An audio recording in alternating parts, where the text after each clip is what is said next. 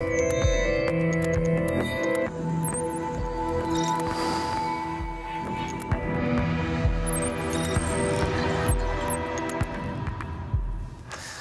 à toutes et à tous, soyez les bienvenus. Au programme de Géopolitis cette semaine, la course à l'intelligence artificielle.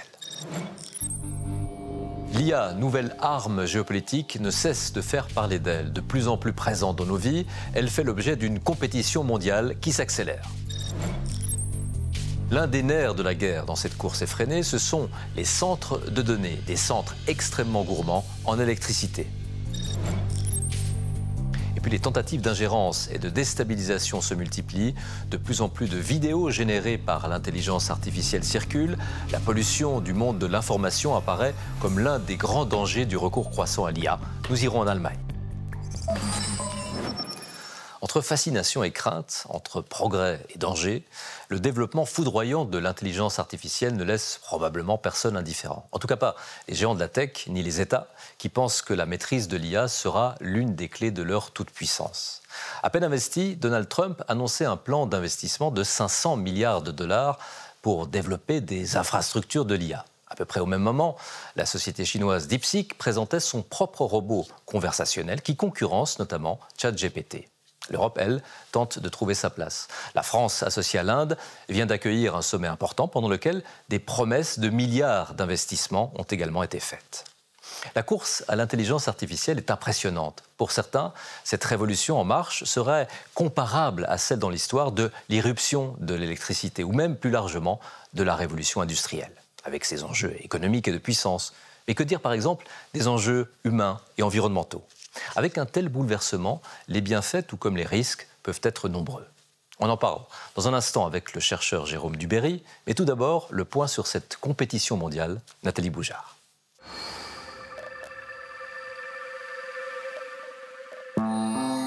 Dès ses premiers jours au pouvoir, Donald Trump fait de l'intelligence artificielle une priorité. Ce décret annonce la politique de l'administration visant à faire de l'Amérique la capitale mondiale de l'intelligence artificielle et à dominer et à diriger le monde dans ce domaine.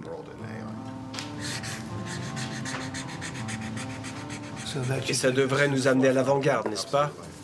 Absolument. Notamment grâce au projet Stargate.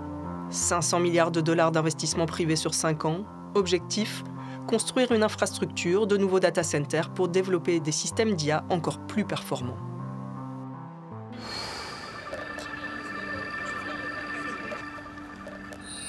Cette annonce américaine est rapidement éclipsée par DeepSeek. Quelques jours seulement après son lancement, le programme de cette start-up chinoise conquiert le monde. Aussi performant que son concurrent ChatGPT, il n'aurait coûté officiellement que 6 millions de dollars contre des milliards pour son homologue américain. Beaucoup d'acteurs américains pensaient, avec peut-être un peu d'arrogance, qu'ils avaient 2 ans d'avance sur la Chine. Et cela s'est révélé complètement faux, parce que ce nouveau modèle égale et dépasse même les meilleurs modèles que nous avons ici, aux États-Unis, à l'heure actuelle. La surprise est d'autant plus grande que DeepSeek n'a pas pu utiliser les puces électroniques les plus performantes. Les États-Unis ont interdit leur exportation vers la Chine depuis 2022. Compte tenu de ces restrictions sur le matériel, les entreprises chinoises ont essayé d'innover dans le domaine des logiciels, ce qui a en fait accéléré le développement de l'IA chinoise grâce aux restrictions à l'exportation. La Chine, qui compte devenir leader mondial de l'intelligence artificielle d'ici 2030, talonne son rival américain et bouscule le marché.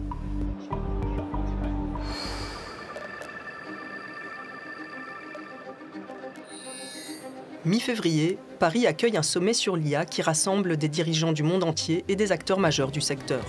Objectif, repositionner la France et l'Europe dans la bataille de l'intelligence artificielle.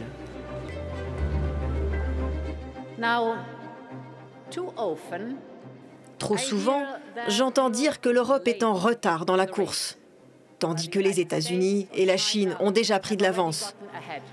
Je ne suis pas d'accord, car la course à l'IA est loin d'être terminée. L'UE lance l'initiative InvestAI visant à mobiliser 200 milliards d'euros pour soutenir le développement du secteur en Europe. Ce sera le plus grand partenariat public-privé dans le monde pour le développement d'une IA fiable. L'Europe, qui tente de tracer une troisième voie entre la Chine et les États-Unis. Une soixantaine d'États, dont l'Inde, la Chine, mais aussi l'Union européenne, ont signé une déclaration pour une intelligence artificielle ouverte, inclusive et éthique. Les USA et la Grande-Bretagne ne font pas partie des signataires.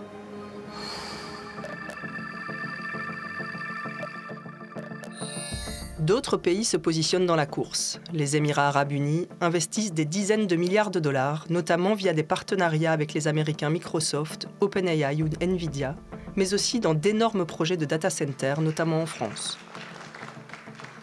Si l'on parle des ambitions des Émirats arabes unis dans tous les domaines ou secteurs, le moteur principal est toujours d'être les premiers. Cette monarchie du Golfe prévoit d'ailleurs de lancer de nouveaux modèles d'intelligence artificielle. Ce qui s'est passé avec DeepSeek est une nouvelle preuve que de petites équipes, des équipes agiles, de pays agiles, peuvent agir rapidement et avoir un impact. Donc nous apprenons et nous lancerons également d'autres modèles dans ce domaine. L'intelligence artificielle, instrument stratégique. Elle redessine nos sociétés, la géopolitique. Son développement précipite le débat sur sa régulation.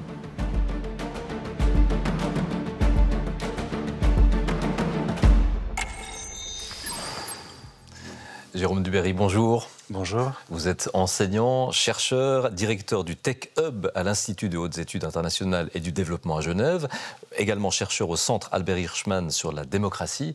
Cette succession d'annonces en ce début d'année, on l'a entendu, montre bien cette course vraiment effrénée, mais avec des visions du monde qui s'affrontent. Oui, tout à fait. On a vu différentes annonces, que ce soit aux États-Unis, 500 milliards d'investissements pour le projet Stargate, au niveau européen et français, un peu plus de 300 milliards.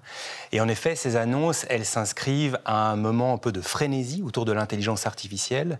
Et c'est des annonces d'investissement dans une infrastructure de l'intelligence artificielle qui est composée à la fois de data centers, on va y revenir tout à l'heure, mais aussi de réseaux, de communication, de talents humains, et également de supercalculateurs. Donc c'est en fait un ensemble, un écosystème qui est en plein développement et qui demande des grands investissements. Et l'IA est devenue une arme géopolitique. Il n'y a qu'à entendre un peu ce vocabulaire utilisé par les acteurs. Oui, tout à fait. Et on voit aujourd'hui, alors on parle d'enjeux de puissance et de géopolitique avec l'intelligence artificielle. Pourquoi ? Parce que l'intelligence artificielle, comme toute technologie, est à double usage, aussi bien civil, mais aussi militaire. Et donc, l'intelligence artificielle est à la fois un outil militaire et sécuritaire. On le voit en Ukraine, à Gaza, au niveau du renseignement, de la surveillance, des armes autonomes comme les drones.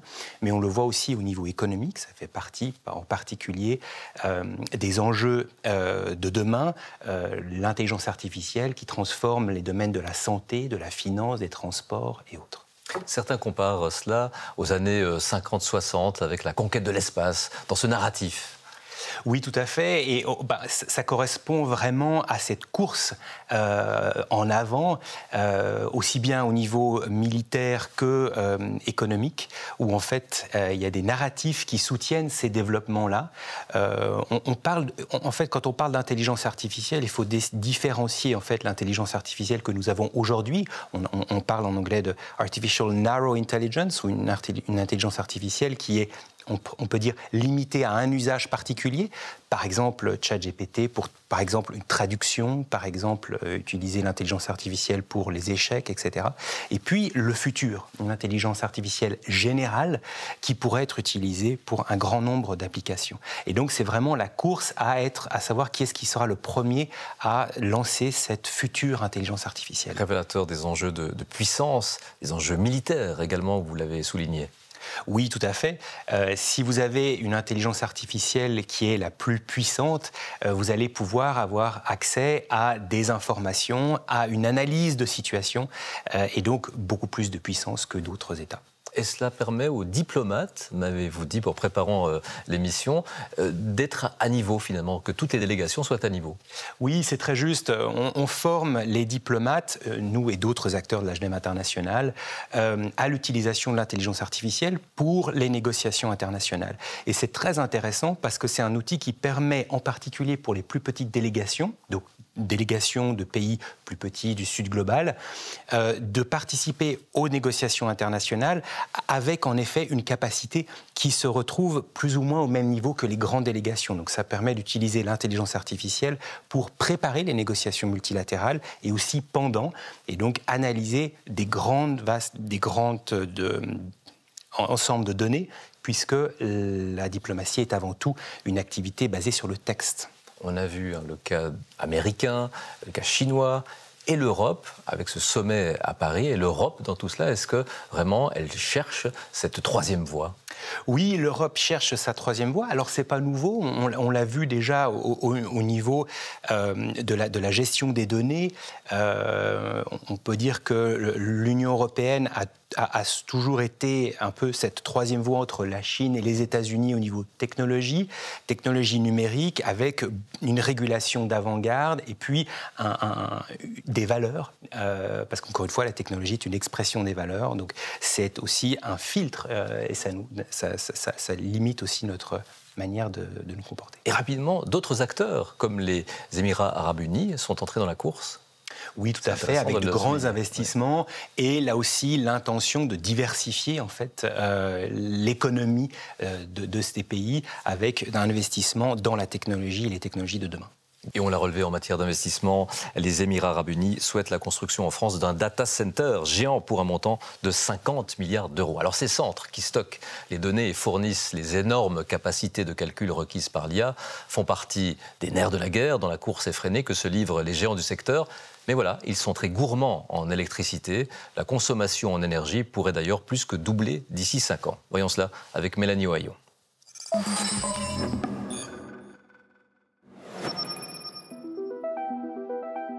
Dans l'Essonne, ce campus ne dort jamais. Ici, dans des salles hautement sécurisées, des milliers de serveurs informatiques fonctionnent jour et nuit. Ils stockent et traitent les données numériques de clients comme des grands groupes du CAC 40. En France, la construction de ces data centers s'accélère pour répondre à une demande toujours plus exponentielle de services numériques et au développement de l'intelligence artificielle. Si on veut gagner cette bagarre de l'IA en Europe et en France, on a besoin de nouveaux data centers dans les 4 prochaines années. La France est encore loin de talonner les États-Unis dans la création d'infrastructures, mais elle séduit les investisseurs pour son réseau électrique performant, l'essor des énergies renouvelables et aussi son industrie nucléaire. Aux États-Unis, les géants du numérique comme Amazon et Microsoft ont déjà investi des milliards dans le nucléaire pour alimenter leurs centres de données. En moyenne, une question posée à un robot conversationnel demande 10 fois plus d'électricité qu'une simple recherche sur Internet. Les data centers consomment entre 1 et 2% de l'énergie mondiale. Cela pourrait atteindre 4% d'ici 5 ans, avec près d'un tiers des besoins accaparés par l'intelligence artificielle. Alors, pour réduire leur empreinte, les entreprises s'organisent. À Marseille, dans cette ancienne base allemande de sous-marins, une société américaine a misé sur un système de refroidissement qui lui permettrait de réduire de 20% son empreinte énergétique. En utilisant une eau de rivière souterraine impropre à la consommation, impropre à d'autres usages, mais qui nous permet de faire un refroidissement naturel sans utiliser d'électricité pour faire tourner nos groupes froids. Au Québec, la région se voit déjà en Eldorado vert du marché. On vient ici parce que c'est pas cher, mais surtout parce que c'est une énergie qui est renouvelable. 99% de l'électricité au Québec, c'est de l'énergie qui est renouvelable. En Suisse, une entreprise réutilise la chaleur produite par ces centres pour chauffer jusqu'à 6000 ménages. Et puis pour Microsoft, la solution était sous-marine. Un projet de centre immergé au large des côtes écossaises a finalement été abandonné l'an dernier, en raison notamment de son coût élevé. La Chine tente à son tour l'expérience au large de l'île de Hainan. Jérôme Duberry, ces centres de données demandent une énergie folle. L'exemple de l'Irlande, les 21% de son électricité sont absorbés par ces centres. C'est énorme. C'est énorme. Alors en Suisse, on est à peu près à 3,6%, donc on est beaucoup moins. Mais en effet, ça demande à la fois des ressources en termes d'électricité, mais aussi d'eau, des minéraux, des métaux rares qu'on doit aller chercher dans les 4 coins du monde. Est-ce que cela explique le rapprochement des investisseurs avec, on va dire, des pays où le lobby du nucléaire est important, comme en France? Oui, tout à fait. Et on le voit aussi en Chine, qui investit massivement dans des énergies renouvelables, en particulier le solaire. Donc oui, en fait, l'électricité va être un élément clé dans l'avenir de l'intelligence artificielle. Dans ce domaine-là, la Suisse est bien placée? Oui, alors la Suisse si on parle d'infrastructures de l'intelligence artificielle, c'est à la fois les centres de données, des supercalculateurs et un réseau de communication. Donc la Suisse est extrêmement bien placée à ce niveau-là. On a aussi évidemment le talent humain avec nos grandes écoles, EPF, universités, hautes écoles. Mais quel est vraiment l'intérêt, puisque ça demande vraiment autant d'énergie, pour les pays d'héberger de tels centres? Alors on parle ici de souveraineté numérique, c'est-à-dire la capacité d'un État de contrôler, de réguler à la fois les infrastructures, les données pour les intérêts vitaux nationaux. On voit aujourd'hui que les États-Unis essayent de restreindre l'accès à certaines technologies, en particulier les puces de dernière génération, Nvidia. Et donc, si nous dépendons d'autres États pour accéder à cette technologie, nous devenons extrêmement dépendants à l'ère de l'intelligence artificielle. Donc on parle d'autosuffisance technologique. Si l'on observe la carte un peu de ces centres, la géographie de ces centres, on constate un creusement du fossé numérique. Oui, on parle de fracture numérique qui existe depuis longtemps. On parle de fracture numérique au niveau d'Internet aussi et de la distribution d'infrastructures d'Internet. Mais il y a le risque, en effet, que l'intelligence artificielle accentue cette fracture entre les États qui ont cette infrastructure numérique et d'intelligence artificielle et les autres qui n'en ont pas et du coup qui deviendront dépendants de ceux qui ont cette infrastructure. Contrôler ces données, c'est potentiellement contrôler l'information ou la désinformation? Oui, tout à fait. Si on se rappelle quelques années auparavant, il y avait beaucoup de discussions autour de Huawei et qui justement potentiellement permettait au gouvernement chinois d'écouter et de surveiller les données et les discussions qui se passaient dans les États étrangers. Puis les systèmes d'intelligence artificielle peuvent aussi être instrumentalisés à des fins de déstabilisation. On sait par exemple que de nombreuses vidéos de désinformation générées par l'IA circulent. Elles s'inscrivent parfois dans des opérations d'ingérence. En Allemagne, les autorités s'en inquiètent. Regardez ce reportage tourné peu avant les élections fin février, donc pendant la campagne. Anne Maillet.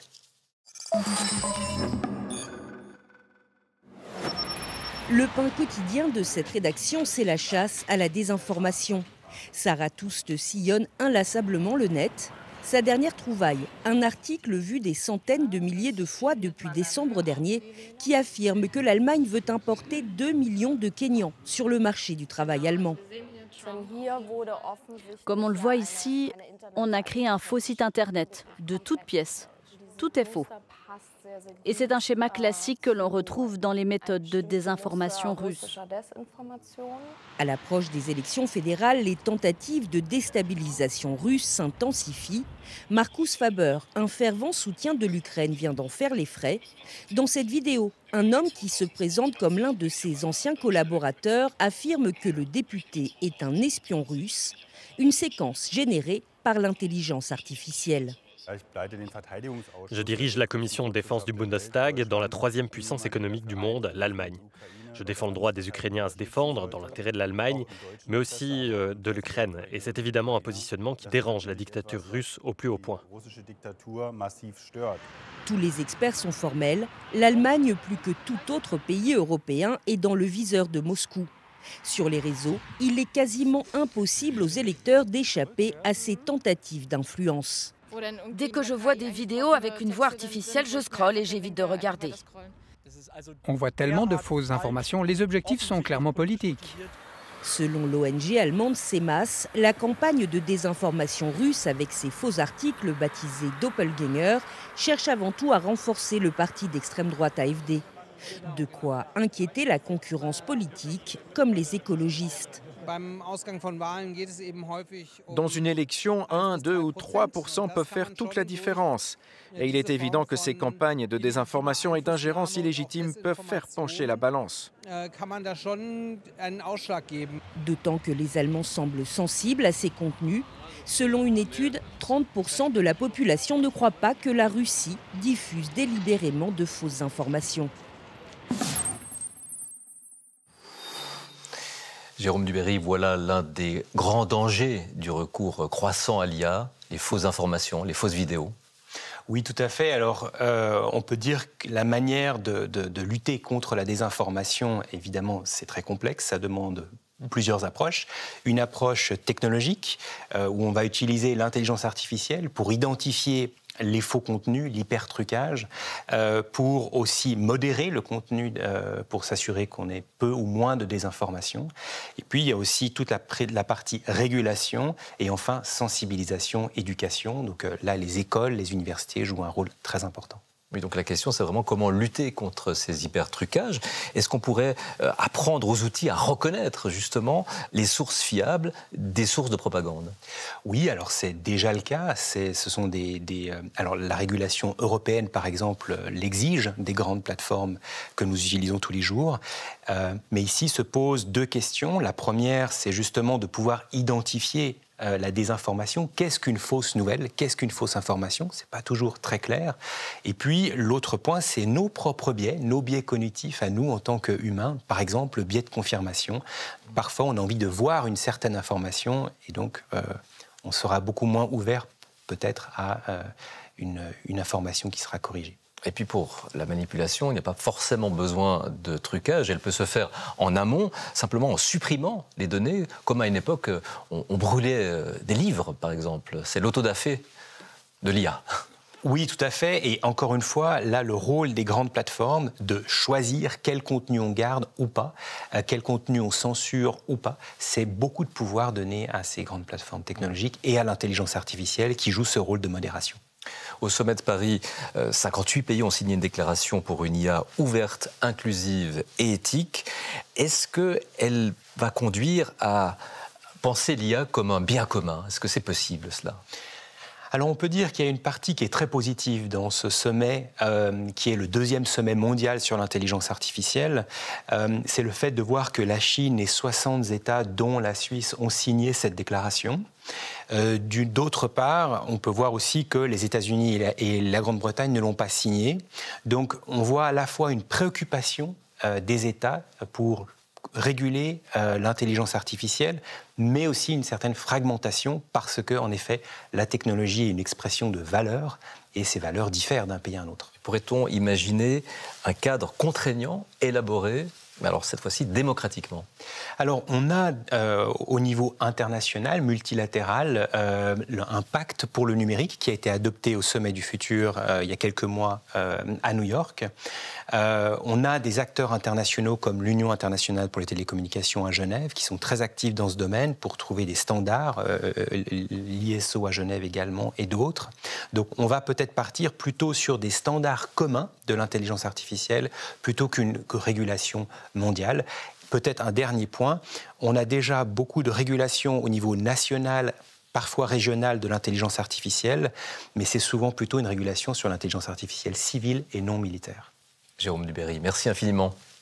Et puis, restez avec nous parce qu'on va terminer avec le regard des pionniers de l'intelligence artificielle. Deux d'entre eux, Yann Lequin et Joshua Bengio, ont fréquenté pendant longtemps les mêmes laboratoires, mais ont développé des points de vue différents. Regardez.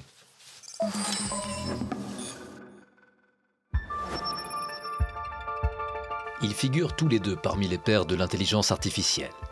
Mais leur regard sur l'évolution fulgurante de l'IA se distingue. Quand l'un se méfie des freins à l'essor de ces technologies, on a peur du risque, une peur de la part des législateurs, preneurs de décisions sur les conséquences et qui mènent à des réglementations qui parfois sont prématurées, sur des risques qui en fait n'existent pas et ça tue l'innovation. L'autre s'inquiète du développement en marche forcée de l'intelligence artificielle. C'est notre rôle collectivement de mettre des règles qui vont être les mêmes pour toutes les entreprises, parce que sinon ça va favoriser les entreprises qui sont les moins éthiques, parce qu'elles ne vont pas ralentir, elles ne vont pas prendre de précautions et elles vont avoir plus de parts de marché aux dépens potentiellement de la protection des droits de la personne, la protection du public. Et lorsque les outils aux facultés décuplées enthousiasment l'un, peut-être seront-ils plus intelligents que nous, mais ils travailleront pour nous. C'est un peu comme avoir une équipe qui travaille pour soi. Bien sûr, quand on réunit une équipe, on veut des gens qui sont plus intelligents que nous pour travailler avec nous. Le risque que l'humain finisse par être dépassé par ses propres créatures préoccupe l'autre. Imaginez qu'il y ait des systèmes comme ça et qu'ils aient comme objectif, un de leurs objectifs, leur propre survie. Ça serait comme si on créait une nouvelle espèce sur Terre qui serait plus intelligente que nous. Ces systèmes-là pourraient prendre des décisions qui nous nuisent et même mettre en danger l'espèce humaine. Deux visions et beaucoup de questions qui alimentent le débat dans l'espoir commun d'un futur raisonné. Une dernière question. Est-ce que vous prévoyez de conquérir le monde? Non, bien sûr que non. Mon but dans la vie est d'aider les humains autant que je peux. Et merci de votre fidélité. Géopolitis, émission de la radio-télévision suisse et de TV5 Monde, est à suivre sur vos différents écrans, à retrouver en tout temps via les applications et notre chaîne YouTube. Portez-vous bien et à tout bientôt.